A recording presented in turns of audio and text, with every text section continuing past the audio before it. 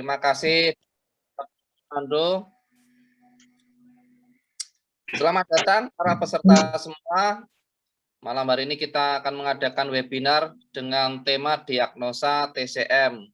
Judulnya ini agak unik, sakit kepala kok ditusuk di kaki, seperti itu ya. Jadi nanti akan dijelaskan oleh pakarnya, Dr. Arya Prananando, MBBS, MCMM.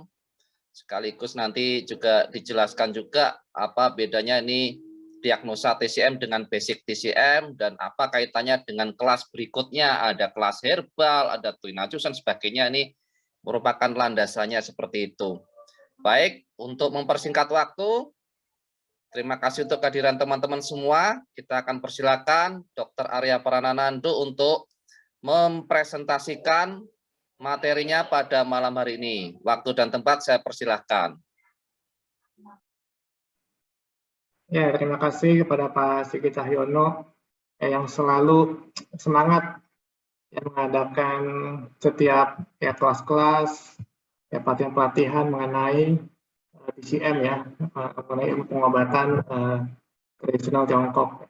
Ya, sebelumnya kita sudah mengadakan kelas teori dasar TCM, lalu juga mengadakan kelas herbal TCM, dan nah ini ini Pak Sigit nih selalu mendorong saya terus nih ya, ayo kita ngadain ini kelas diagnosa katanya ya, kelas diagnosa, soalnya soalnya diagnosa itu memang paling penting ya. Tanpa diagnosa penyakit apapun ya gimana bisa sembuh ya kalau nggak ada diagnosanya ya. Istilahnya kita jadinya ya yang nebak-nebak ya, jadinya ya orang sakit apa ya tebak aja ya, ini obatnya apa ya, atau tusuk apa ya. Kalau nggak ada diagnosa ya istilahnya kayak kita tuh berkendara di malam hari tanpa lampu ya, berkendara di malam hari tanpa lampu. Nah, jadi kita ngobatin orang tuh tanpa ada petunjuk, tanpa ada data ya, tanpa ada diagnosa, jadinya ya tebak-tebak ya, syukur-syukur sembuh gitu jadinya ya. Dan ini sebelumnya saya mohon maaf ya bagi teman-teman di sini ya yang lebih senior ya, atau yang sudah berpengalaman, sudah praktek lebih lama dari saya. Ya, saya di sini sebagai hanya sharing dan sekaligus mengingatkan dan sekaligus memberikan lagi semangat kepada teman-teman para praktisi TCM pada khususnya, maupun teman-teman akupunturis, herbalis dimanapun berada ya, supaya lebih semangat lagi ya dalam mempraktekkan ilmunya ya. Jadi jangan merasa tuh ilmu TCM ini kayak kayaknya nggak nendang gitu ya, nggak keren, kayaknya kok nggak ada bedanya sama ilmu-ilmu yang lain gitu ya. Ini merasa rendah diri jadinya. Ya, jangan begitu ya. Kalau dalam pengalaman saya, makanya kenapa saya memilih berpraktek TCM ya, murni ya. Karena saya melihat ya ilmu TCM ini adalah ilmu yang sangat, kalau saya bilang tuh, kalau bisa dibilang itu sangat komplit ya. Istilah itu paket lengkap. Ya, ilmu TCM ini, ilmu Chinese medicine ini bukan hanya bisa mengobati penyakit ya, tapi juga bisa membuat orang tersebut bisa hidup lebih sehat ya, dan bahkan menjaga kesehatan pun juga bisa ya. Bahkan orang sehat pun mau di yang mau diakupuntur atau herbal bisa. Jadi mau orang sakit, orang sehat ya, orang setengah sakit ya, itu bisa ya, dan semua dengan TCM. Oke, tanpa perlu berlama-lama saya akan memulai materi saya pada hari ini.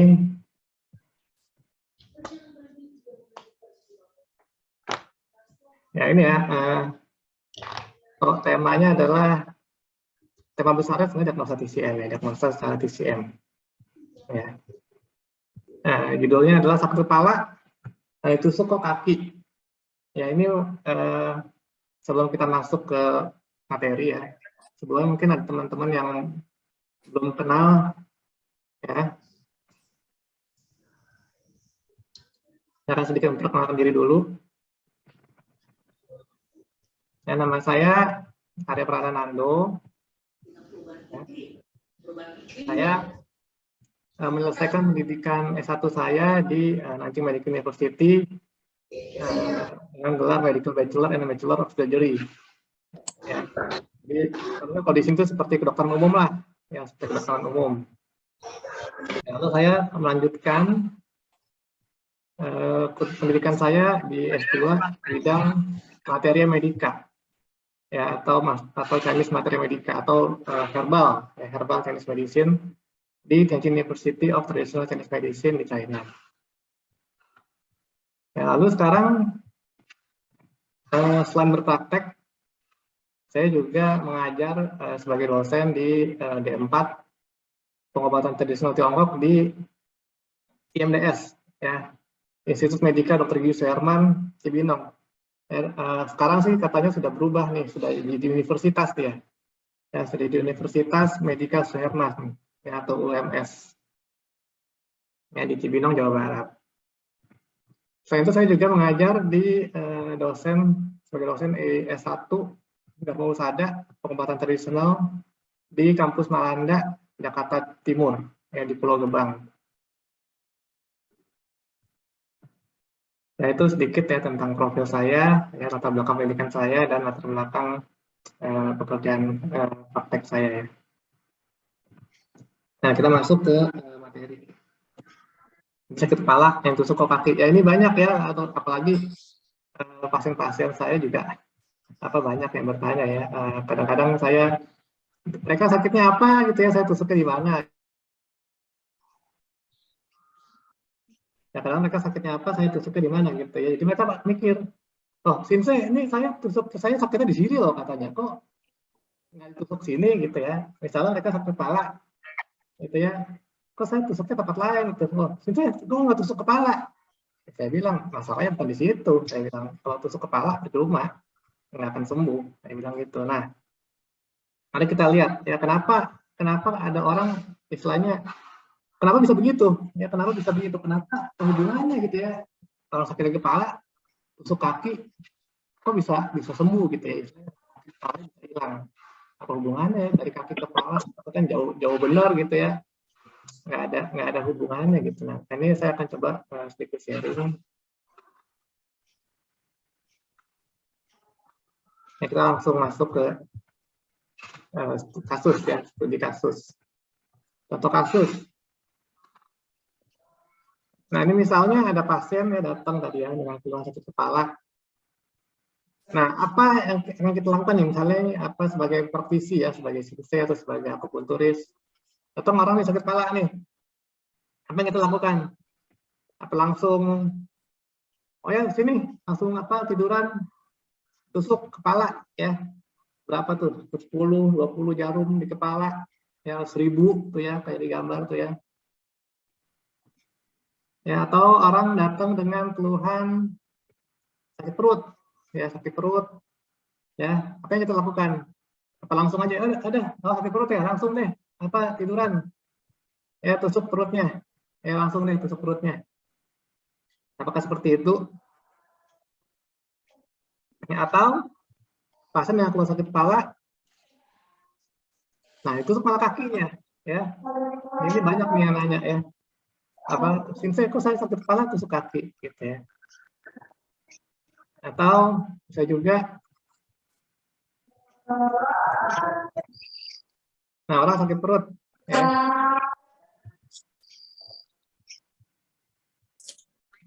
Sakit perut, tusuk kepala tangannya. Ya tusuk kepala tangannya. Ya tangannya ditusuk ya, sakit perutnya hilang ya. Nah, kok bisa begitu? Nah, yang mana yang benar nih? Ya sebenarnya kalau sakit kepala tusuk mana sih? Tusuk kepala, ya apa tusuk kaki, apa tusuk tangan, apa tusuk mana? Ya kan? Kalau sakit perut tusuk mana sih sebenarnya? Apa tusuk tangan gitu ya? Apa yang benar? Apa tusuk perut aja langsung? Nah, sebenarnya kedua cara tersebut tidak ada yang salah, ya.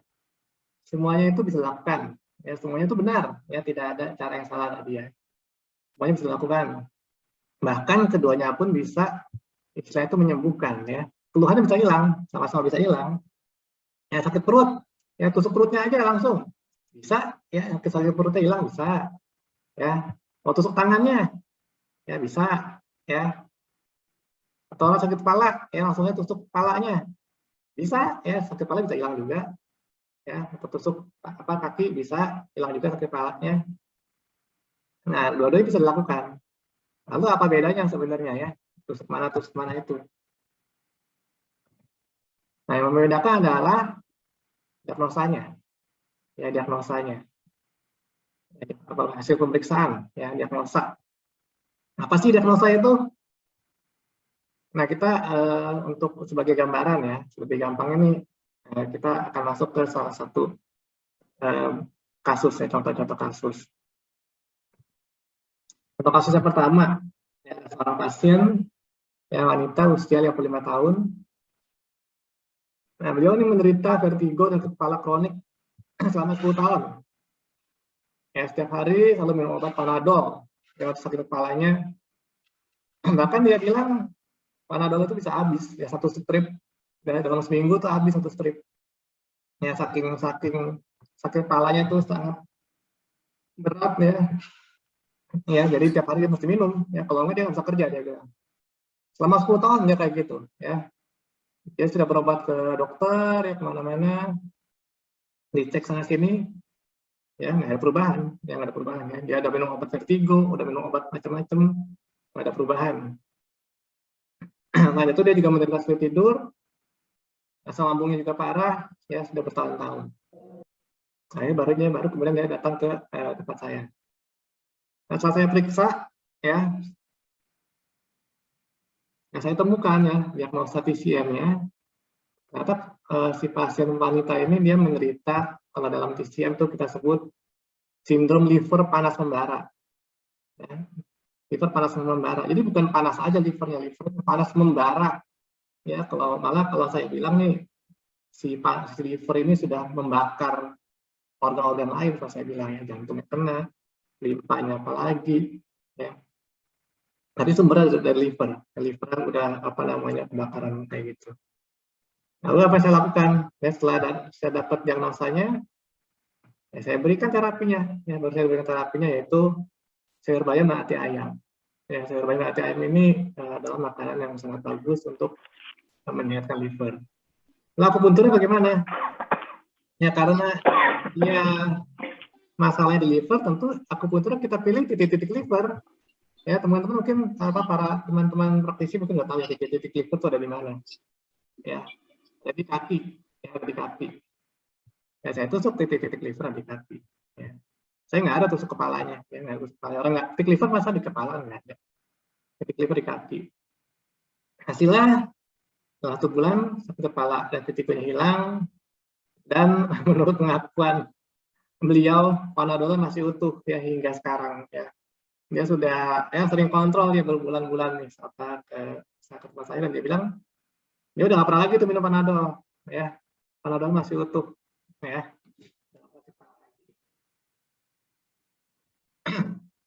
Lalu berikutnya ada contoh kasus yang kedua. Ada pasien wanita usia 65 tahun yang menderita nyeri bahu ya, ini baru nih, nyeri bahu selama 5 hari. Bahunya tuh kaku dan nyeri tidak digerakkan. Ya mungkin kalau dalam ilmu kedokteran ini disebutnya ini frozen shoulder, ya frozen shoulder ya, atau bahu yang beku ya, frozen shoulder. Nah beliau ini sudah berobat akupuntur ya, katanya dia sudah berobat akupuntur, ya sudah berobat ke bekam. Namun ternyata setelah dia terapi akupuntur bekam, ternyata keluhannya semakin berat. Ya, bahunya semakin kaku, semakin nyeri, bahkan bengkak. Ya. Lalu saya lihat ya, kebetulan si pasien ini dia kasih foto ya, kemarin dia bilang dia akupuntur di bekam tuh di mana gitu ya, dia kasih foto ya. Saya lihat ya, di akupunturnya di bahu ya, kita sakit bahu ya di akupuntur di bahu ya kan, ya, di bekam juga di bahu ya, bekamnya banyak gitu di bahunya gitu ya, banyak akupuntur juga banyak banget di bahu. Nah, lalu setelah saya periksa, nah saya temukan diagnosa TCM-nya adalah mutu darah liver yang jelek. Ya, mutu darah livernya tuh, darah liver itu sangat jelek sekali. Ya, darah liver sangat jelek sekali. Lalu maka dari diagnosa itu saya berikan terapi makanan dan sayur bayam. Seperti yang tadi saya bilang, sayur bayam adalah makanan bagus buat liver. Akupunturnya sama, ya, titik-titik liver ada di kaki. Jadi bahunya sama sekali saya nggak tusuk. Ini bahunya sama sekali saya nggak tusuk. Soalnya masalahnya bukan di situ. Ya, saya lihat masalahnya di liver. Yang liver jelek sekali, maka saya perbaiki livernya dengan memilih titik-titik liver yang ada di kaki. Hasilnya dalam 6 kali pertemuan, kontaknya membaik, dan bahunya pun sudah bisa digerakkan lagi dengan luas. Saya udah bisa apa normal lah. Ya udah bisa naik apa namanya, angkat tangan lagi gitu ya. Sebelumnya tuh dia apa namanya, tangan nggak bisa sampai mana tuh, maksud nggak bisa sampai bawah doang. Ya, dalam 6 kali pertemuan itu sudah bagus ya, karena ini penyakit ketiga baru ya, jadi lebih cepat dia membaiknya. Lalu contoh kasus yang ketiga, ada pasien pria usia 37 tahun, menderita penyakit asam lambung, ya, atau dalam bahasa kedokterannya disebut GERD ya sekarang ya, GERD, gastroesophageal reflux disease. Ya, selama 2 tahun. Sebelumnya ia mengaku sudah berobat ke dokter, udah ke akupuntur. Ya, bahkan dia bilang sampai ke Malaysia dia bilang akupunturnya ya. Dia saking nggak ketemu dia bilang akupuntur di Jakarta ya. Dia ke Malaysia dari akupuntur.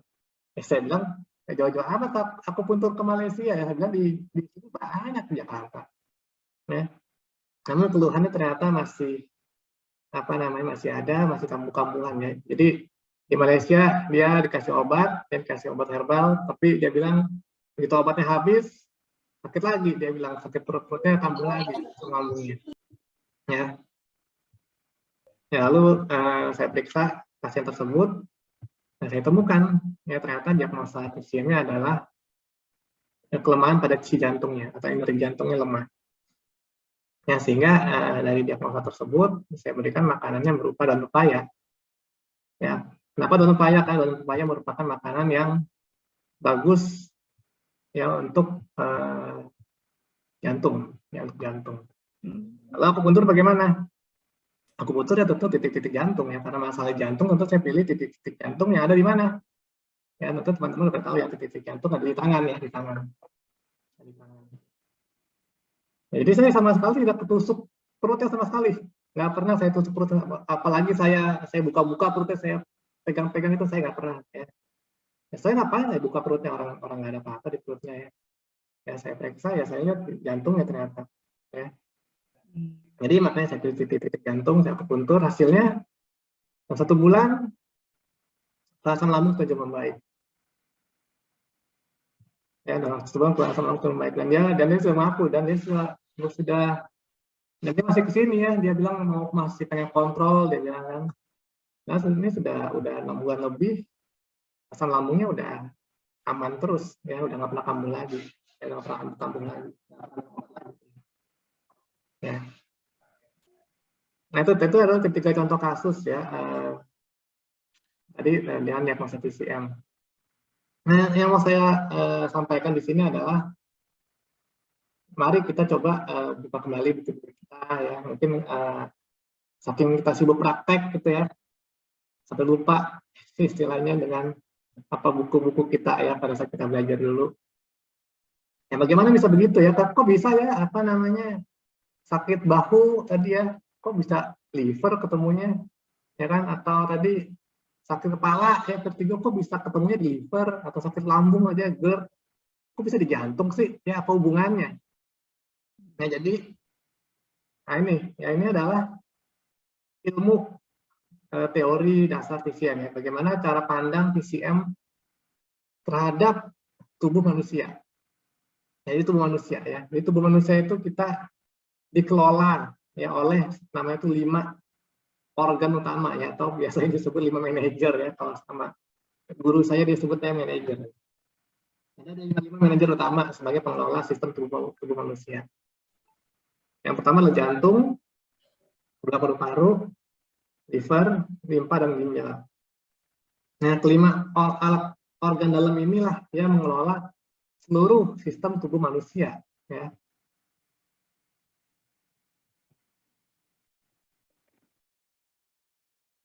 Nah, bahkan dalam kitab Functioning Aging, ya, atau kitab Yellow Emperor Pen of Medicine, yang merupakan kitab atau buku rujukan utama bagi para praktisi TCM di seluruh dunia.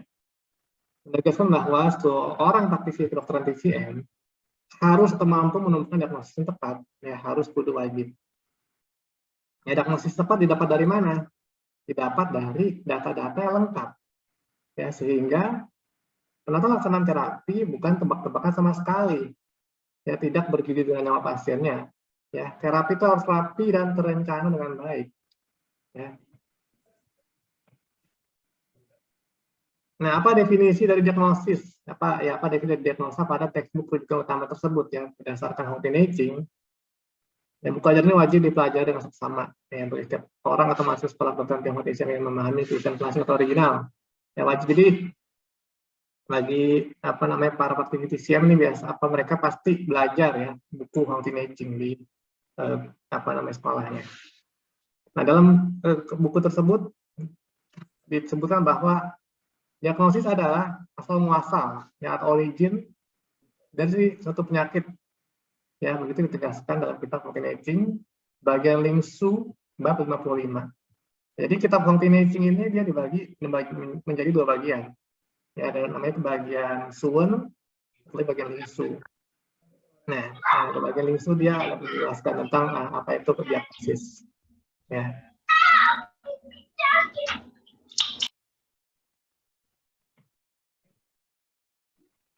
Nah, lalu sebenarnya dari mana sih asal muasal penyakit, ya? Nah, dalam konsep TCM, penyakit artinya adalah berarti ada suatu sistem tubuh yang terganggu. Nah, sistem tubuh yang mana? Sistem tubuh manusia tadi, ya, yang dikelola oleh 5 manajer tadi, yang 5 organ tubuh tadi, paru-paru, jantung, liver, limpa, dan ginjal. Ya, kelima organ tubuh inilah, ya, yang menjadi top managers, ya, bagi seluruh organ lain, ya, yang bekerjasama mengelola seluruh sistem tubuh manusia.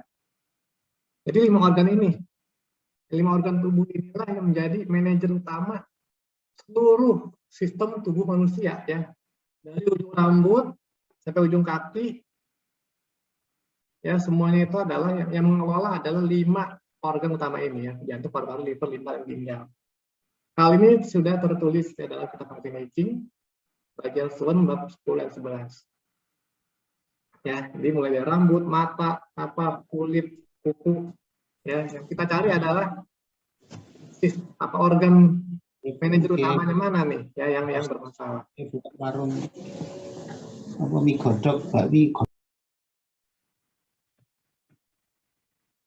Nah, kelima organ ini masing-masing mempunyai fungsi yang unik atau khas, namun selalu bekerja sama antara satu dengan lainnya. Ya, jadi 5 organ ini, ya, jantung, paru-paru, limpa, ginjal, masing-masing ini punya karakter yang berbeda. Ya, jadi kayak apa, ya?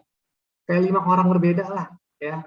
Kayak si A, si B, si C, si D, si E. Masing-masing itu punya sifatnya masing-masing, ya. Yang satu suka dingin, yang satu suka kering, satu suka satu suka warna hijau, satu suka warna merah, satu lagi suka warna putih. Ya, masing-masing itu punya kesukaan masing-masing. Namun mereka ini masing-masing ini saling bekerja sama satu sama lain, ya, saling membantu kayak satu tim mereka tuh. Nah, organ yang lemah atau rendah fungsinya merupakan asal muasal, awal atau origin gangguan sistem tubuh yang kelak menghasilkan gejala gejala-gejala yang dikenal sebagai penyakit. Nah, asal muasal selalu tunggal, salah satu dari manajer tertentu, ya, organ utama.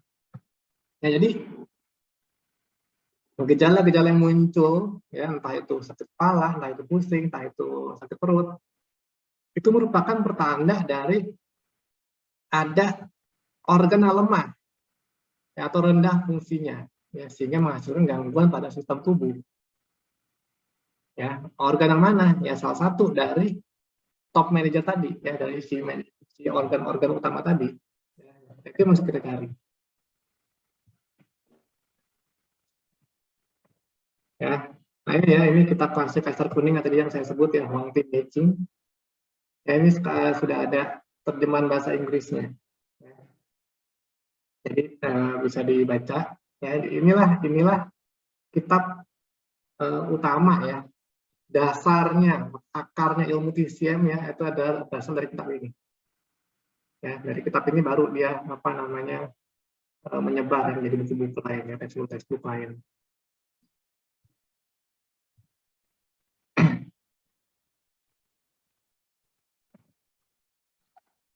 Nah, dalam TCM ya kita melakukan pemeriksaan yang itu adalah fungsi dari pengelolaan Qi, Jing, dan Sheng. Ya, ini saya nggak akan bahas lebih panjang ya karena ini bahasa ini bisa seharian.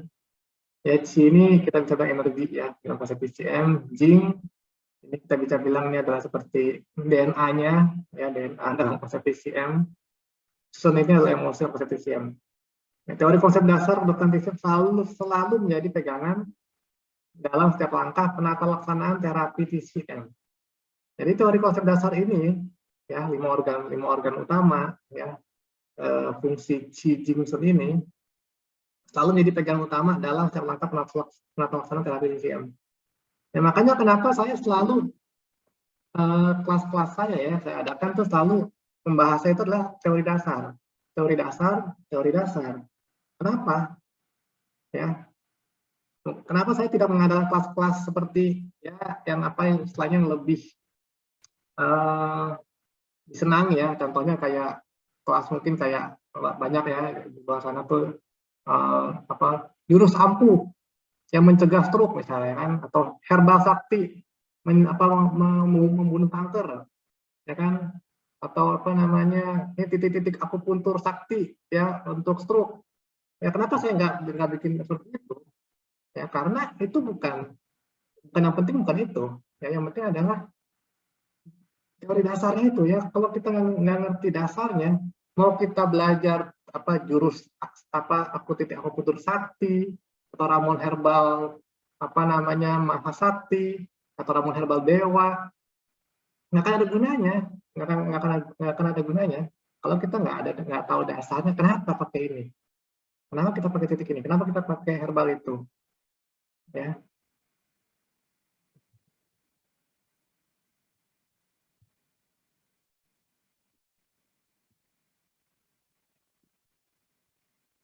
Nah, bagaimana melakukan diagnosa ya dalam TCM ya, ada 4 cara ya, nanti akan kita pelajari di kelas diagnosa ya, yaitu Wang Wen Wen Xie ya, pengamatan, membaui atau mendengar, bertanya, dan meraba nadi ya, Wang Wen Wen Xie ya, ini cara mendiagnosanya 4 cara.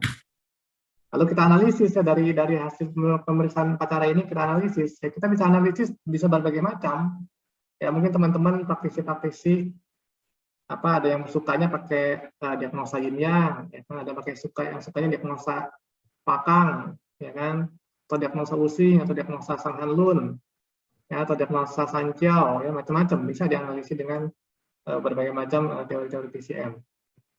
Nah, setelah kita analisa, kita temukan penyebabnya ya. Penyebabnya selalu adalah salah satu dari organ dalam tadi, organ cangkru tadi, atau tadi manajer tadi. Inilah tata cara pelaksanaan pemeriksaan diagnosa dalam TCM ya. Diagnosa 4 cara, dianalisa ya, macam-macam caranya. Segini yang Bagong, Using, dan lain-lain, dari penyebabnya ya. Sebab penyakit itu ya bukannya ujuk-ujuk datang gitu aja ya. Jadi kayak misalnya orang kena stroke gitu ya, itu bukannya tiba-tiba kena stroke ya, tiba-tiba jreng nggak ada ujung kena stroke ya kan, atau kena kanker ya kan, nggak ada apa-apa kena kanker ya. Itu tidak ada seperti itu, tidak ada istilah penyakit katanya di kena hukuman atau kena apa ya. Penyakit itu semua pasti ada sebabnya ya, semua ada sebabnya ya. Dalam TCM itu semua bisa dijelaskan ya. Ya, prinsip terapi TCM adalah perbaikan fungsi organ cangkru. Ya, jadi prinsip terapi adalah memperbaiki fungsi organ cangkru tadi, ya si manajer tadi. Ya, caranya bisa macam-macam. Ya, akupuntur, bekam, oksibusi, tuina, herbal, meditasi, qigong, makanan. Itu semua itu merupakan pilihan, ya, atau alat-alat untuk menyembuhkan. Ya, macam-macam caranya. Yang pertama dan utama yang harus dicari adalah penyebab ya atau treatmentnya, ya, diagnosisnya ya, harus benar dan tepat. Baru kita cari alat-alat atau terapi yang cocok ke apa. Ya. Nah, tata laksana atau manajemen pengobatan ini tidak boleh dibalik atau terbalik sama sekali. Ya. Jadi harus cari dulu diagnosanya, pemeriksaannya apa, baru cari terapinya. Ya nggak bisa terapi apa obatnya dulu terus. Oh ini obat buat apa nih ya? Sakit ini nggak bisa. Ya harus ada pemeriksaan dulu baru apa bisa kita berikan terapi. Ya jadi nggak bisa nih ya. Ini saya sering lihat nih ya apa namanya di sosmed ya, di Facebook. Ada yang nanya kayak gini ya, apa herbal untuk diabetes apa? Ya banyak nih ya, daun insulin ya, ada yang jawab daun insulin, ada yang jawab susu apa tuh daun listrum, ada yang daun Afrika, daun bismillah. Ya ini ngapain ini ya? Maksudnya apa kita tebak-tebakan gitu ya? Apa namanya? Apa ngobatin orang tuh apa kita tebak-tebakan? Atau kita berjudi dengan penyakit pasien gitu ya? Apa kita periksa aja belum ya? Periksa aja belum? Apa namanya?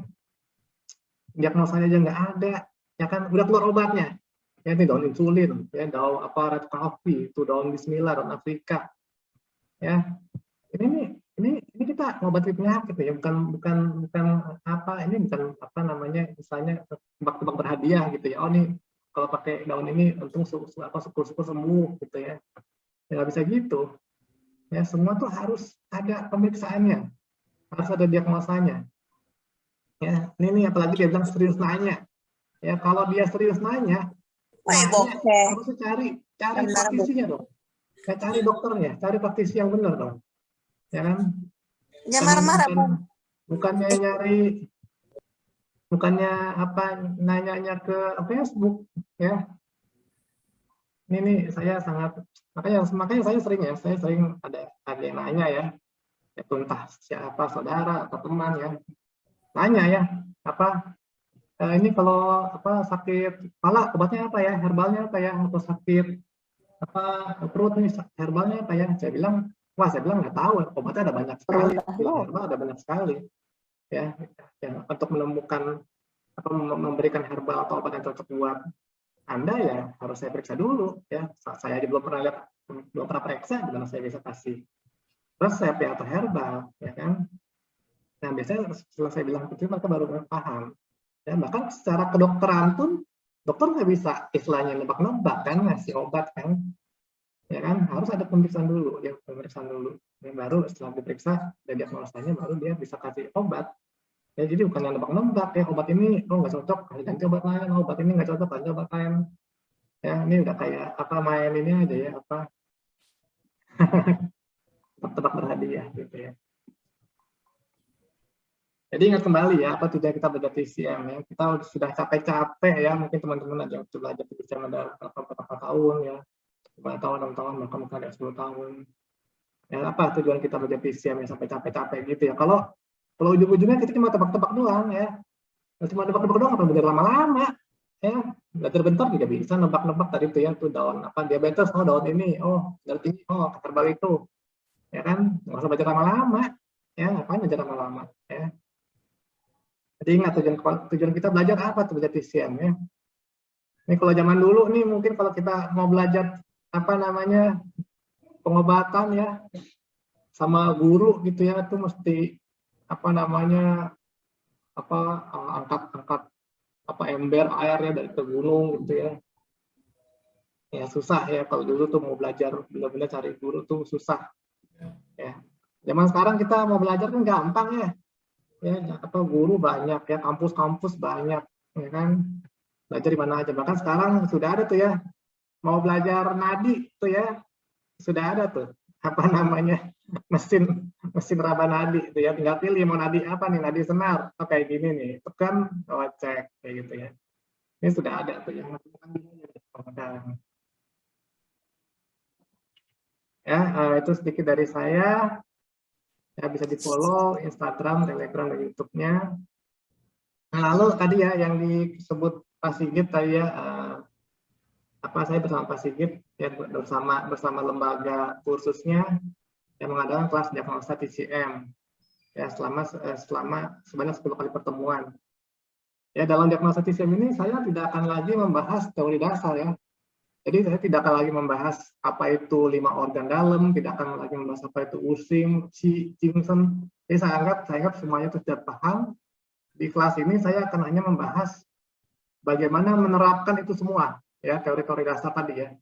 Jingson tadi, ya 5 organ tadi, Using, Yin Yang dan segala macam, bagaimana kita menerapkannya dalam melakukan diagnosa, ya Wang Wen Cie tadi, ya. Dalam 10 kali pertemuannya. Dan ini apa namanya? Ya, khusus hari ini ya 1,50 ya, ini bisa langsung daftar ke Pak Sigit ya. Jadi khusus peserta hari ini ya yang apa namanya webinar hari ini bisa langsung mendaftar ke Pak Sigit ya dengan ya, lalu terakhir nanti minggu depan akan ada webinar lagi ya tentang buku. Mungkin teman-teman di sini ada yang punya buku, yang saya punya bukunya, yaitu buku Qin Ke Yao Lie. Ya, buku Qin Ke Yao Lie ini adalah salah satu kitab penting. Ini adalah ilmu TCM selain Huang Neijing. Jadi dalam TCM itu ada 4 kitab utama. Ya, salah satunya adalah Qin Ke Yao Lie. Apa itu Qin Ke Yao Lie nanti kita akan bahas minggu depan ya di webinar minggu depan bersama ada 3 pembicara ya, ada Sinse Suryawan, ada saya, ada Lindini Winda Amalia ya, dan ada keynote speaker-nya Prof. Sim Kiji, moderatornya Dr. Lismi Nirwanto yang minggu depan. Oke, mungkin itu sedikit dari saya. Terima kasih. Silakan mungkin bagi ada yang ingin bertanya. Ya, terima kasih. Baik, terima kasih Dr. Arya Prananando. Ini saya pamer buku dulu nih, saya belajar basic TCM nih sama Dr. Arya Prananando. Sambil peserta menyiapkan pertanyaan, saya mau kasih 2 pertanyaan ke Dr. Arya ya. Yang pertama saya kasih meme dulu lah supaya kita nggak tegang-tegang amat. Jadi ada iklan di YouTube tuh yang bunyinya seperti ini. 1 bulan yang lalu nafas saya terasa sesak sekali. Nah, ketika saya berobat ke titik, sekarang nafas saya hilang. Jadi saya ketawa lihat meme itu. Nah, pertanyaan saya pertama ke Dr. Arya itu ya, seringkali kan kita praktisi, yang pertama itu case-nya tuh overclaim, yang kedua malpraktek, yang ketiga tuh diharuskan cross check dengan cek lab. Itu dialami sendiri teman saya dan saya sendiri. Nah, yang pertanyaan pertama mungkin bisa dijawab dulu Dr. Arya. Ini menyikapi seperti ini sebagai praktisi TCM itu bagaimana gitu? Ya, terima kasih. Ya, ini memang salah satu ini ya masalah ya, kalau dibilang masalah ya dalam dunia kedokteran Tionghoa ya, atau TCM dalam khususnya ya. Ya saya juga sering ya dapat tugas selebaran ya, yang mengatakan bahwa mereka bisa menyembuhkan penyakit adalah kanker lah ya dalam 1 bulan, ya penyakit diabetes dalam berapa minggu, ya kan.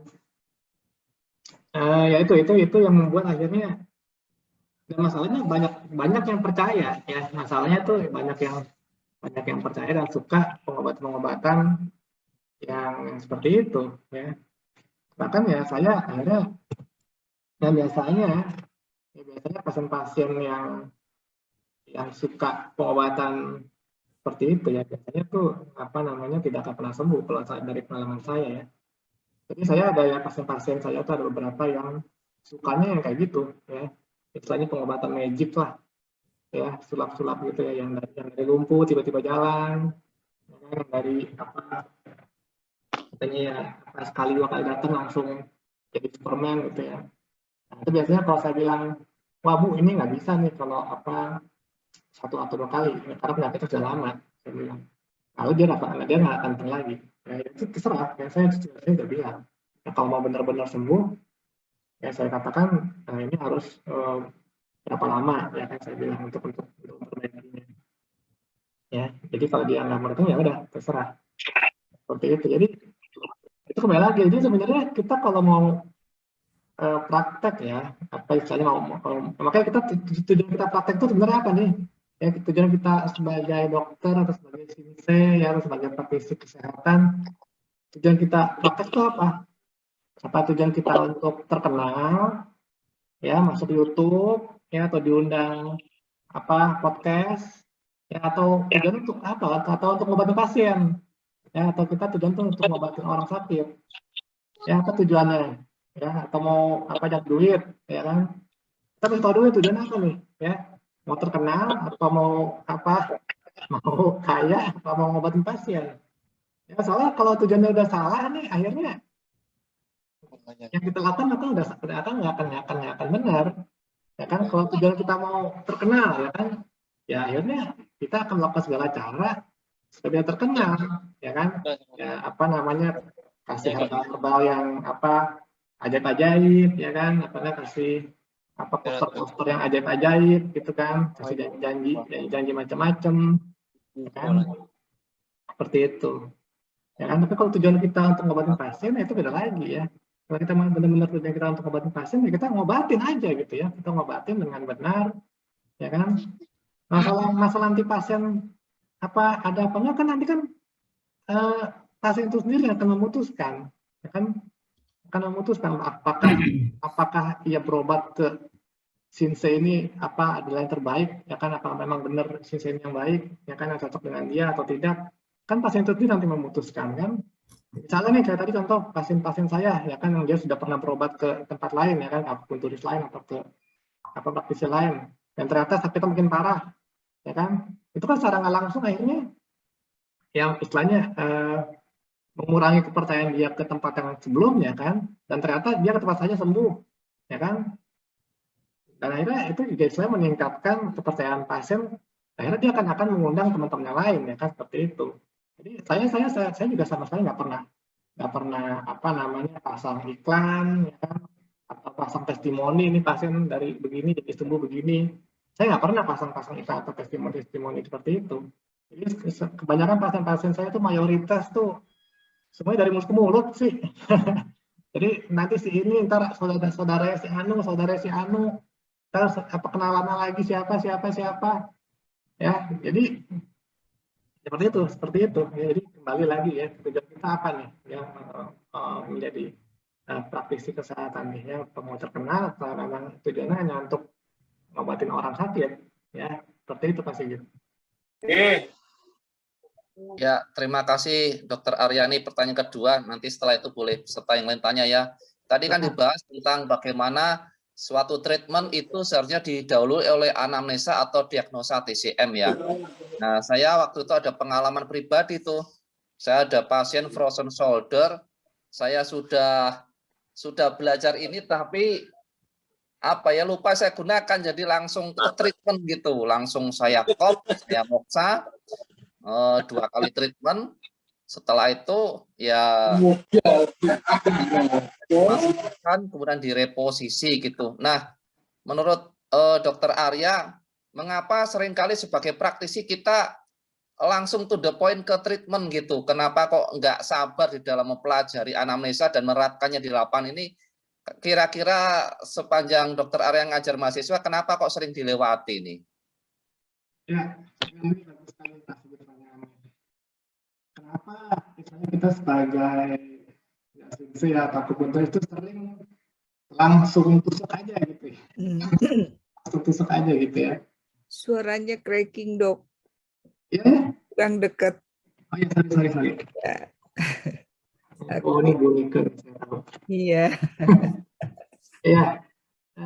Ya kenapa sebagai seorang praktisi ya kita sering kayak langsung lompat gitu ya, dari penyakit langsung dapat apa fasioterapi. Tadi benar tuh salah satu apa Pak Sigit bilang ya. Yang pertama itu adalah kita tuh kurang sabar kadang-kadang ya, kadang-kadang kita kurang sabar. Jadi lihat langsung apa sakit begini begitu kita udah keburu panik duluan gitu ya, ya langsung deh apa namanya kerjain deh ya kan, tusuk sana tusuk sini Ya lupa akhirnya kita kan, oh ya tadi kita nggak periksa dulu ya. Kadang-kadang kalau udah lupa gitu kan tusuk sana tusuk sini, kok nggak sembuh ya, malah makin sakit, gimana nih? Ya kan makin panik kan kita kan. Nah jadi itu tuh yang apa yang paling pertama tuh intinya adalah sebagai praktisi itu kita yang wajib paling pertama adalah kita harus belajar sabar, ya sabar. Jadi mau pasien mau datang seperti apapun hebohnya, ya kita jangan ikut heboh, ya kita harus tetap sabar, ya kita tenang, ya kita perhatiin ya. Kita perhatiin, kita periksa kita periksa seperti ya penyakit seperti pasien-pasien pada umumnya, ya kita periksa ya.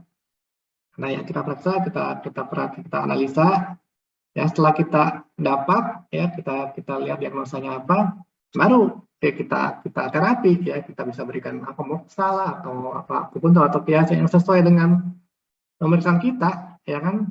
Jadi kadang-kadang ya kalau misalnya ada pasien nih datang ya, lalu saya periksa, kalau saya lihat ini nggak butuh akupuntur, ya saya nggak akupuntur, ya kan, saya moksa aja, ya kan. Atau kadang-kadang ada pasien dia datang, saya periksa, kalau dia nggak usah diapain, ya kan, nggak, saya cuma kasih makanan doang gitu ya, kasih makanan doang, ya istilahnya nggak perlu akupuntur atau moksa, nggak ada gunanya kalau setelah saya periksa. Jadi itu paling pertama tuh harus sabar, ya, harus sabar. Dan kedua ya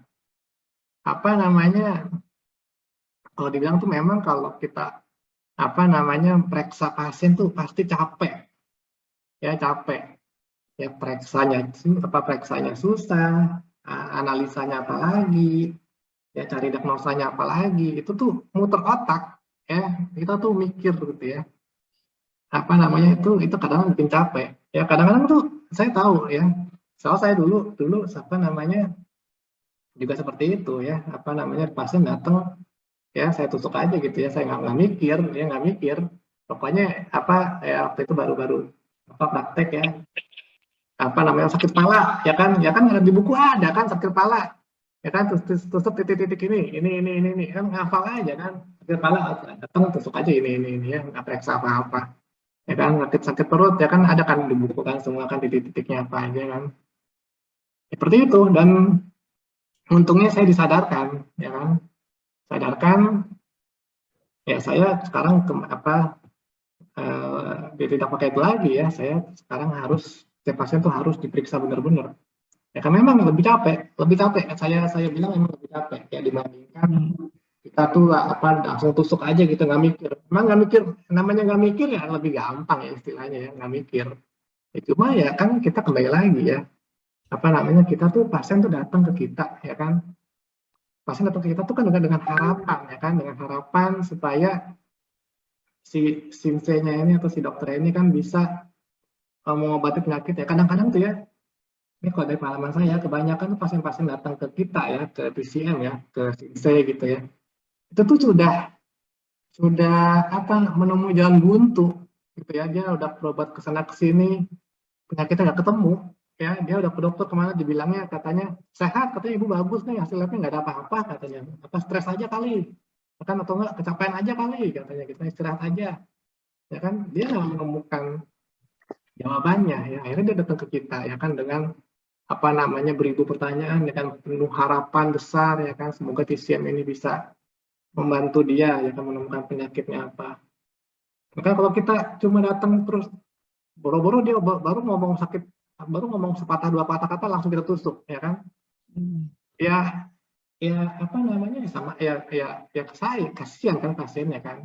Jadi makanya tuh pada pasien kita mesti benar-benar kita harus sabar ya, kita dengerin ya kan keluhannya dia apa ya kan, segala macam kita periksa dengan benar ya, kita raba nadi, lihat lidahnya segala macam, lalu kita cari ya kan periksa analisanya, masalahnya apa, penyebabnya apa ya kan. Nah itu akan membuat pasien tuh lebih lebih percaya gitu ya, apalagi setelah kita jelaskan ya, oh nih ibu nih penyebabnya nih ternyata dari sini ya kan. Banyak penyakit-penyakit ya, penyakit yang kalau dibilang tuh dalam dunia kedokteran tuh nggak ketemu ya istilahnya ya. Jadi ada satu pasien tuh dia udah cek lab ya, semua bagus ya, nggak ada gula, nggak ada darah tinggi, pokoknya semua bagus deh, hasil labnya semua bagus. Cuma dia tuh selalu merasa sesek ya kan, sesek, ya sering pusing, ya kan kadang-kadang nggak ada yang sakit, ya kan tapi nggak ada apa-apa, udah di EKG segala macam nggak ada apa-apa, ya kan. Lalu ya setelah saya periksa-periksa ya ternyata masalahnya banyak ya, ternyata di masalah itu masalah masalah batin lah, aku dibilang ya, masalah batin tuh, ya. Nah itu saya temukan ya, jadi pasien tuh nggak cerita dari awal tuh bukannya cerita masalah batin ya, dia cerita keluhan yang penyakitnya dia kan. Tapi setelah saya periksa ternyata ada masalah batin nih, ya kan saya bilang nih ibu ada trauma nih, trauma besar. Baru dia cerita, ya ternyata dia pernah diceraikan, segala macam. Ya kan ada dari situ sumber penyakitnya. Ya baru dari situ ya saya temukan ternyata penyebabnya organ apa yang bermasalah, ya saya terapi dan ya makin hari ya dia datang makin membaik, dia bilang udah nggak pernah sesek lagi, tidur lebih enak segala macam. Ya, seperti itu. Jadi itu pasti kita harus sabar ya, dan harus istilahnya kita memang harus berani capek sedikit lah ya untuk melakukan pemeriksaan itu ya, melakukan itu ya, seperti itu pasti gitu. Terima kasih Dokter Arya. Silakan teman-teman kalau ada yang mau tanya, entah nulis di chat atau langsung silakan. Ini senyampang kita ketemu pakarnya nih. Biasanya sibuk saya aja kalau telepon nunggu dia balas lama nih, nunggu pasien atau ngajar. Silakan. Mau tanya dok? Silakan. Oh, Tanya. Oh ya silakan nih. Ya, Ya, ini ya. ya terima kasih. Selamat malam. Selamat Ya, malam Dokter Arya. Malam. Selamat malam Pak Sigit. Terima kasih. Tadi saya di-share mendadak. Wah kok ada ini webinar. Oh bagus. Saya jadi langsung berusaha connect ya. Tadi agak susah connect-nya. Terima kasih. Di sini saya cuma pengen mengeluarkan unek-unek dok. Oh ya, silakan. Unek-unek ini benar-benar unek-unek ya. Unek-unek karena saya sependapat dengan Dokter Arya, yaitu kan mengutamakan TCM ya, dengan segala keluhan pasien itu harus dengan dasar diagnosa. Ya, tetapi saya pengen mendengar pendapatnya Dokter Arya tentang mikro akupunktur itu ya. Karena sekarang itu kan istilahnya kita capek-capek mendiagnosa, banyak pasien mengklaim bahwa seperti kayak YNSA, kayak Master Tung segala itu kan pokoknya mereka mengklaim tanpa diagnosa. Ya, seperti itu. Nah, dalam hal ini kenyataan di lapangan ini ya. Kenyataan di lapangan itu kan memang ada beberapa yang ada hasil, tetapi menurut saya itu ya kayak seperti simptom aja ya, karena beberapa kita coba untuk kasus-kasus stroke itu juga tidak penyembuhannya menurut saya sih tidak terlalu sempurna. Lah ini dipandang dari pendapatnya Pak Dokter Arya ini bagaimana nih kita terhadap mikro akupunktur itu. Jadi kan kita menjadi yakin apa sih yang harus kita lakukan sebenarnya untuk untuk melayani pasien dengan benar gitu. Cuman itu saja. Itu unek-unek saya sudah lama. Tak mau bertanya ke siapa nggak tahu. Terima kasih dok. Ya terima kasih Bu Sri. Ya itu kalau saya bilang itu ya kembali ke orangnya ya. Ya silakan ya jika dia mau pakai mikro akupuntur ya. Bahkan dulu ya sempat heboh ya ada namanya terapi sujok ya kan. Itu juga sempat heboh ya kan, di mana-mana sujok ya kan, langsung terapi gitu ya. Dan memang ada yang istilahnya ada yang hilang penyakitnya ya kan, ya pasti bisa. Makanya tadi saya bilang ya di materi saya ya, dua cara itu bisa ya, kita bisa, ada yang hilang juga ya, ada yang sembuh juga. Cuma apakah yang kita inginkan itu ya kan, apakah kita cukup puas dengan seperti itu ya kan, ya, itu kembali ke kita ya sebenarnya ya, kita mau terapi nggak pakai repot ya kan, yang penting pasien udah sakitnya hilang beres udah pulang, apa kita benar-benar mau melayani pasien hingga istilahnya penyakitnya itu benar-benar sembuh sampai ke akar-akarnya Ya. Saya kalau mau, ya tadi saya bilang ya, tadi misalnya ada pasien tadi yang saya bilang ya di contoh kasus saya, dia 1 bulan tuh udah hilang penyakitnya, vertigo yang segala macam. Ya kan, kalau mau ya saya bilang selesai sudah, ya kan, dalam 1 bulan itu udah selesai tugas saya, ya kan, dalam mengobati penyakit vertigonya itu. Ya kan, cuma dari setelah saya dari pemeriksaan saya, ya kan, dari pemeriksaan saya bilang pada pasien ini bahwa sebenarnya ini penyakitnya masih belum selesai, saya bilang. Ini baru hilang aja gejalanya. Cuma saya bilang, saya ini belum selesai sampai di sini. Ini saya baru setengah jalan, kalau saya bilang seperti itu. Soalnya kalau saya tinggal, ya kan, ini bisa berpotensi kambuh lagi. Ya kan, jadi saya bilang, sebaiknya bisa diteruskan lagi sampai beberapa bulan ke depan, sampai benar-benar organnya ini siap, ya, atau kuat, seperti itu. Ya kan, dan biasanya pasien ya Pak akan kalau kita memang yakin ya, pasien itu juga pasti akan yakin dengan kita ya. Kalau kita yakin dengan hasil pemeriksaan kita, ya kan, maka pasien itu juga pasti akan percaya sama kita, ya kan, seperti itu ya Bu Sri. Jadi kita harus jelaskan ya, jadi tujuan kita apa ya, hanya untuk sekedar bikin pasien ya udah hilang sakitnya, udah beres pulang, atau kita benar-benar mau menyelesaikan sampai ke akar-akar tadi. Ya sama kayak tadi pasien saya tuh yang yang GERD, asam lambung. Kan ada tuh 1 bulan udah asam lambungnya udah nggak sakit lagi. Ya kan, cuma saya bilang ini belum beres, ini organnya masih lemah, saya bilang. Ya kalau mau ini harus diteruskan lagi sampai organ benar-benar kuat, ya. Seperti itu Bu Sri. Bagaimana Bu Sri? Sudah Ya, cukup? jadi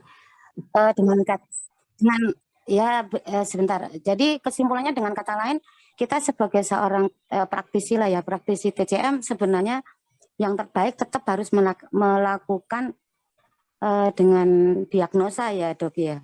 Jadi itu hanya kepuasan sementara mungkin ya, kalau boleh saya berpendapat untuk akupuntur yang sifatnya non diagnostik, yang mereka mengklaim ya, para pakarnya kan mengeklaim non diagnostik ya, jadi tidak perlu diagnosa. Itu sebenarnya tidak mencapai target sasaran pada penyembuhan pasien. Apakah boleh begitu ya Dok ya? Ya yang nggak ada pemeriksaan gimana mau tahu diagnosanya, ya kan? Karena kan sekarang lagi marak ya, orang ya tadi ya, karena juru sakti, titik sakti, herba dewa ya, seperti itu ya. Terima kasih Dok. Jadi saya mempunyai pegangan bahwa tetap kita harus melakukan TCM itu secara murni ya. Ya, sama-sama Putri, semangat. Ya, semangat Dok. Semangat. Selamat malam Dokter Arya. Ya, malam Bu Nika. Iya, saya mau tanya Dok, Ya. ini masalah diagnosa nadi Dok. Jujur saya merasa agak kesulitan gitu ya, membedakan antara nadi jin ketat ya, ketat. nadi jin licin gitu Dok. Iya, nadi licin sama nadi sien. Kalau jin itu kan licin kecil gitu ya, sama sien gitu. Sien senar ya. Gimana Dok menurut kiat Dokter Arya, harus apa tuh tangan kita peletakannya gimana? Ya, terima kasih Bu Nika. Ini sebenarnya sangat praktikal sekali nih. Ya sebenarnya kalau mau salah satu-satunya cara adalah kita harus sering praktek. Ya sering praktek sih Bu Nika. Jadi harus sering-sering pegang nadi orang. Ya jadi kita tahu nih oh ini nadi senar ternyata kayak gini, oh ternyata nadi licin kayak gini. Ya kalau kita baca definisinya kan ada definisinya ya. Nadi senar itu seperti tali yang terikat. Tali kencang gitu ya. Kan kalau nadi licin tuh seperti mutiara yang bergulir gitu kan. Ya itu sebagai membantu ya kita kayak mengimajinasikan itu. Cuma ya satu-satunya cara kita harus sering-sering raba nadi orang sih Bu Nika. Ya kalau kita sering raba, lama-lama nih kita terbiasa gitu. Ini senarnya, ini kayak tali banget nih, senar nih, ya kan? Jadi gitu. Tetap kita harus punya dasar pembanding juga ya, kali ya. gitu. Iya, harus sering-sering Tadi raba. harmonisnya tuh yang gimana gitu ya. Iya, iya. Memang raba nadi itu emang apa namanya tuh ini sih, apa namanya kepekaan si apa praktisinya. Jadi kalau dalam PCM tuh alat diagnosa terhebat, tercanggih ya si praktisinya itu. Jadi semakin praktisinya ini dia apa namanya analisanya tuh semakin mendalam ya, semakin ini diagnosanya semakin canggih ya, melampaui semua alat-alat canggih seperti itu. Ya, kalau dulu sama guru saya tuh diwajibkan kita tuh kalau mau latihan raba nadi tuh apa namanya sehari 10 orang katanya gitu cari katanya. 10 orang Ya pegang aja gitu ya. ya sehari 10 orang katanya cek nadinya tulis katanya kan tulis apa setiap nadinya orang-orang itu seperti apa. Yang seperti itu pelatihannya. Ya kan bahkan ya apa guru saya yang lain dia bilang apa raba nadi itu membutuhkan waktu 10 tahun ya kan sampai benar-benar ahli. Gitu, jadi apa namanya harus sering latihan sih. Latihannya sama lah kayak kita apa ya belajar sepeda atau belajar mobil ya kan. Kalau mau apa namanya lihai kan harus sering-sering praktek ya kan. Mungkin kalau awal-awal ya kan kita belajar mobil awal-awal kan kayak takut itu pelan-pelan ya kan kiri kanan. Nah kalau udah lihai kan mau sambil apa ngobrol mau sambil denger musik juga nggak bakal nabrak gitu kan istilahnya udah ngerti gitu kan gitu. Jadi Ramadhani juga sama. Ramadhani itu kita apa namanya apa awal-awal ya kita harus benar-benar ya pelan-pelan gitu ya pelan-pelan kita perhatiin jangan cepet-cepet jadi pelan-pelan aja ya pelan-pelan kita rasain ya, seperti apa nadinya ya, nanti lama-lama ya sering-sering lah ya Ramadhani siapa aja deh mau Ramadhani siapa temen kayak mau anak mau siapa tambah aja harus satu ya nggak harus pasien ya Iya. siapa aja kita cek aja yang ini lama-lama tahu nih beda-bedanya siapa apa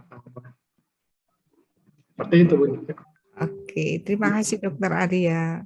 Sama-sama. Monggo yang lain kalau mau tanya silakan. Mumpung waktunya hampir berakhir ini, silakan. Ya, mungkin 1-2 pertanyaan lagi boleh lah. Sensei Andi Safero mau diskusi kah?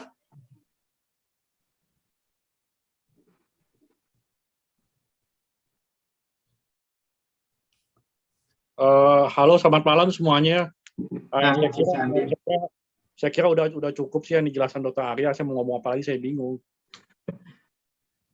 Tambahin lah, Sensei Andi nih, Sensei Andi Safero nih, Sensei senior nih. Kagak lah, saya banyak belajar gitu. Kalau saya nggak tahu, aku pun tuh banyak rahasianya juga sih masalahnya. Iya.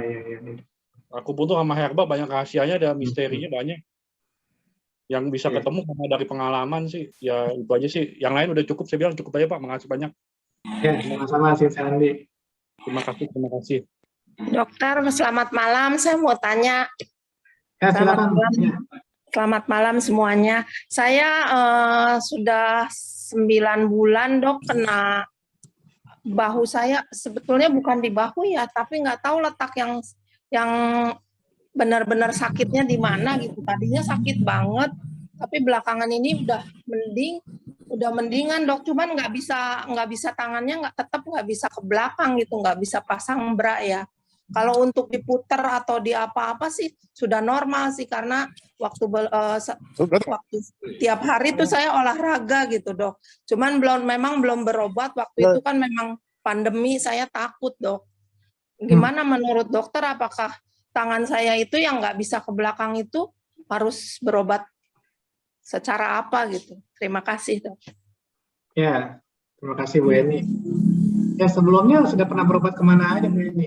Saya belum pernah berobat sih dok, cuman pernah berobat ke internis, kata internis kan suruh di terapi, cuman saya kan ke terapi ke rumah sakit, waktu itu lagi pandemi gitu, saya punya penyakit diabetes, jadi nggak berani gitu, jadi saya usahakan setiap hari, memang olahraga, terus ikut cikung juga, terus waktu belum kolam renang ditutup, saya karena nggak bisa berenang, hanya berputar-putar di kolam renang dengan jalan dan tangan digerak-gerakan seolah-olah berenang.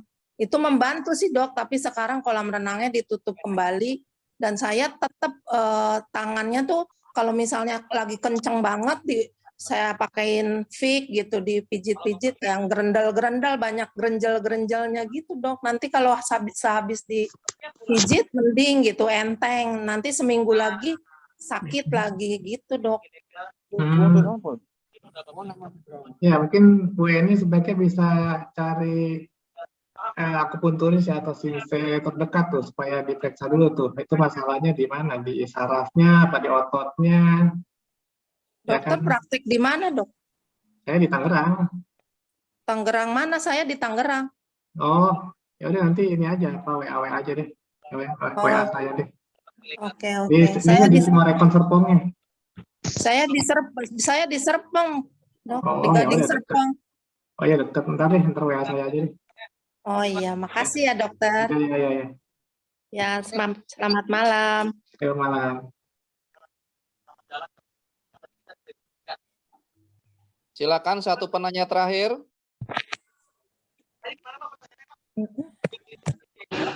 Dokter, mau bertanya.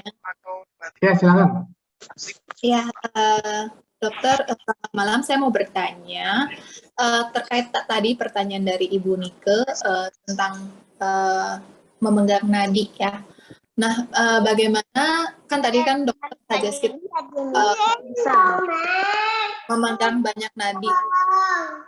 Anda bagaimana kita mengkonfirm, oh benar, ini adalah nadi senar, ini adalah nadi licin, ini adalah nadi yang besar, nadi yang kecil. Nah, bagaimana kita mengkonfirm itunya? Tidak. Mengkonfirmasi ini benar nggak sih nadi senar gitu kan? Ya, mengkonfirmasinya dengan ini apa namanya? Jadi setiap produk itu memiliki hasratnya masing-masing. Nah, kalau dalam SIM mining ya, yang paling kita utamakan ya konfirmasinya ya dengan sering-sering praktek juga ya, dengan sering-sering praktek nadi juga, lama-lama tuh kita lebih yakin, oh ini licin nih, bener nih licin. Tapi bisa juga ya, bisa juga kita mengkonfirmasinya dengan misalnya nih kita cek nih ya, kita raba, kita kayak ini licin deh, ya kan? Kita kan udah tahu nih, ya kan, kalau di teorinya ya kan nadi licin tuh tandanya apa ya kan, kita cek ya kan, nadi licin seperti ini ya kan, tandanya ini.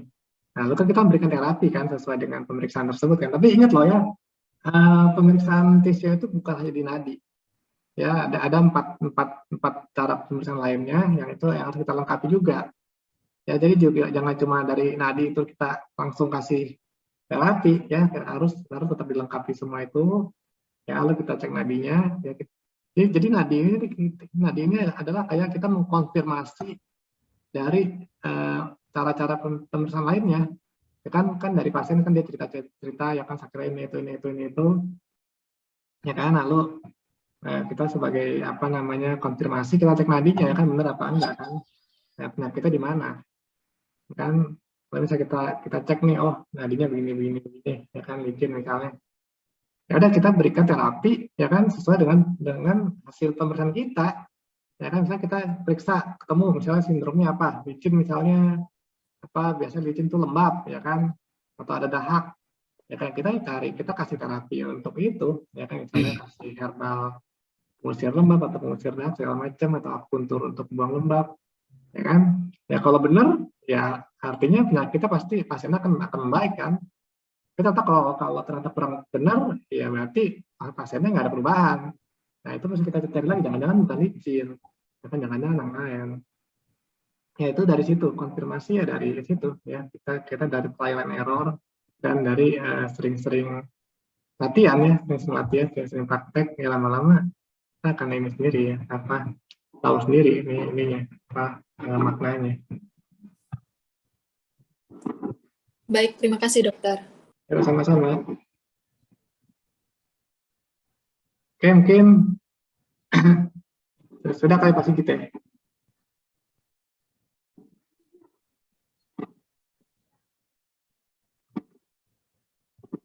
Oke, mungkin sebagai penutup ya. Ya, sebagai penutup nanti itu ya, apa namanya, ya bagaimana kelas diagnosanya, itu langsung daftar ke Pak Sigit Cahyono ya di 0838 2441 7073 ya. Dan nanti minggu depan juga ada webinar tentang tim Keyaule. Tentang kita tim Keyaule. Oke, mungkin sampai di sini dulu. Ya, terima kasih buat teman-teman semua yang sudah hadir. Ya, semoga kiranya ya dari apa namanya, tujuan saya adalah untuk menambah lagi ya apa namanya semangat teman-teman semua untuk lebih yakin dan lebih mendalami lagi ilmu TCM yang teman-teman sudah pelajari ya, atau mungkin yang akan belajar juga akan lebih semangat ya istilahnya ya. Jadi bukan jadi kita tuh kayak apa namanya inferior ya, atau rendah diri. Nih, Ibu Retno mau nanya atau apa nih?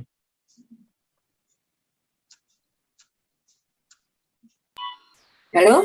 Ya, Bu Retno. Oh, ini yang mau kalau boleh dokter tanya, mau itu kalau vertigo terus itu bagaimana dokter? Ada yang sakit kepala terus? Temen harus diperiksa semua ya? Harus diperiksa ya? Iya. Iya ya. Ya. Terima kasih banyak, harus di anamnesa dulu ya. Iya. Ya. Ya, pusing terus. Ya, kalau pusing itu banyak penyebabnya tuh. Ya kan? Ya. Pusing karena apa namanya? Karena angin, karena stres, ya kan? Bisa macam-macam. Ya, bisa karena marah-marah juga bisa. Ya, makanya kita mesti cari penyebabnya dulu, ya baru kita bisa berikan terapinya. Ya, Bu Retno ya. Ya. Kalau alamat dokter mah harus tanya Pak Sigit dong ya dokter ya. Pak Sigit Cahyono. Pak Sigit Cahyono itu yang di apa? Di Semarang ya? Waktu itu ya Pak, betul? Semarang Bu. Ya, yang Ayurveda itu yang ini Pak, betul? Ya, saya saat ini event organizer, basic TCM, diagnosa TCM, herbal TCM Bu. Oh ya, tapi yang siapa aktif di Ayurveda di Semarang ya Pak, betul Pak Sigit? Oh, tidak Bu, saya lebih ke ini sih self healing gitu. Tapi Pak Sigit yang di Semarang ya Pak ya, yang betul di Semarang? Iya. Betul ya Pak. Oh ya, berarti kita udah pernah ngobrol dulu ya, itu ya. Iya, betul ya Pak Sigit ya. Kalau nggak salah saya juga nomornya ada gitu waktu itu apa ya? Mengenai acara apa waktu itu ya, kebetulan tanya ada acara ini, bukunya dapatnya dari mana, ada teman yang tanya waktu itu ya. Ya, terima kasih Pak ya, nanti kita minta rekamannya kan boleh ya Pak ya, agak terlambat saya tadi ada gangguan. Bisa ya Pak? Dokter Arya ada yang tanya tuh, alat pegang nadi di Tiongkok apa ada di Indonesia Dokter Arya, atau Dokter Arya jual nih? Itu dia Dokter Arya. Saya tertarik juga tuh. Ya, di Indonesia alat pegang nadi itu. Di Indonesia tahu saya masih belum ada tuh ya. Mungkin kalau ada yang berminat investasi, mungkin apa alatnya dibawa ke Indonesia, boleh juga tuh ya. Belum ada tahu saya tuh di Indonesia ya, baru di sana saya baru tahu ada di sana, ada tuh di sana ya. Kalau ada berminat apa investasi mungkin boleh. Alat nadi. Oke, mungkin sampai di sini dulu Pak Sigit ya. Bagaimana Dokter Arya? Ya, mungkin sampai di sini dulu. Oh iya, terima kasih teman-teman yang sudah mengikuti webinar kita pada malam hari ini. Saya tegaskan lagi bahwa khusus malam ini saja kita memberikan diskon 1.250.000. Kalau besok daftarnya sudah beda lagi harganya ya, kembali ke harga awal 1.750.000. Khusus malam ini yang japri saya screenshot bahwa Anda sebagai peserta webinar dapat harga diskon 1.250.000. Demikian closing dari saya, Dr. Arya. Terima kasih. Berapa lama itu Pak kursusnya karena terlambat ini tadi? 10 kali pertemuan, Bu. 10 kali. Mulai kapan Pak? Mulai kapan Pak? Soalnya ini terlambat saya tadi masuknya. Dr. Arya. Ya? Ya, nanti dimasukin ke grup ya nanti. Oh ya. Terima kasih. Ya siapa tahu ada yang berminat teman atau yang lainnya saya bisa ajak nanti. Ya. Terima kasih Pak. Ya.